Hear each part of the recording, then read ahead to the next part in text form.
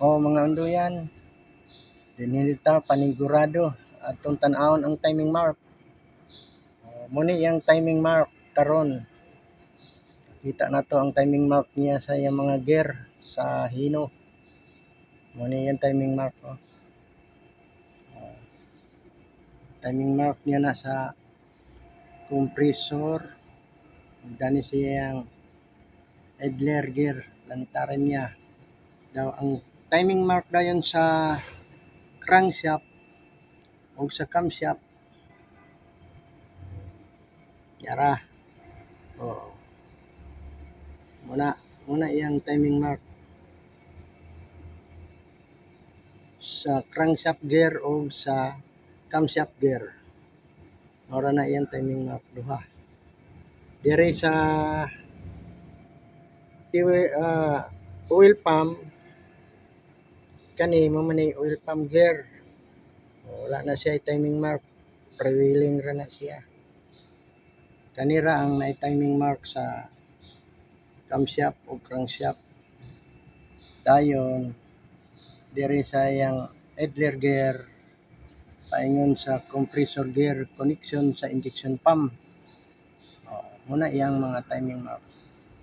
Muna bantayan ninyo sa mga baguhan pa nga mekaniko. Ayaw mo kumpiyansa, kinahanglan tan-awon gid niyo daan ang timing mark.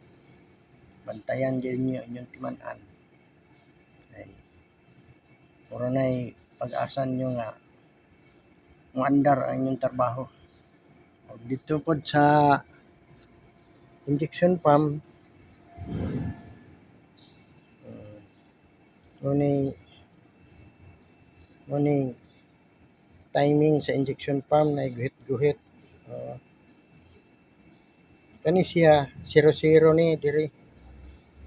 Ang iyang timing sa injection pump ay 00. Muna yung timan-an. Ayhan nyo ibton ang injection pump. Tan-awon sa ninyo ni diri. Yang guhit-guhit kung asa siya nakaplastar. Kay pasig malipat mo, dito nyo mabutang sa retired.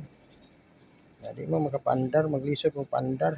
Mandar mong galing pero palyado. Aso. Kay wala maigo. Diri na sa ko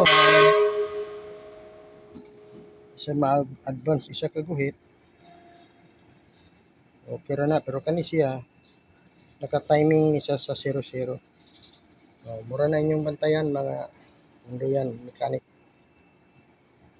Salamat sa inyong pagtan-aw sa akong video kay panangtangon na nako ni mga gear. Kaya ako ning balihon tagtangon akong crankcase. Okay, salamat.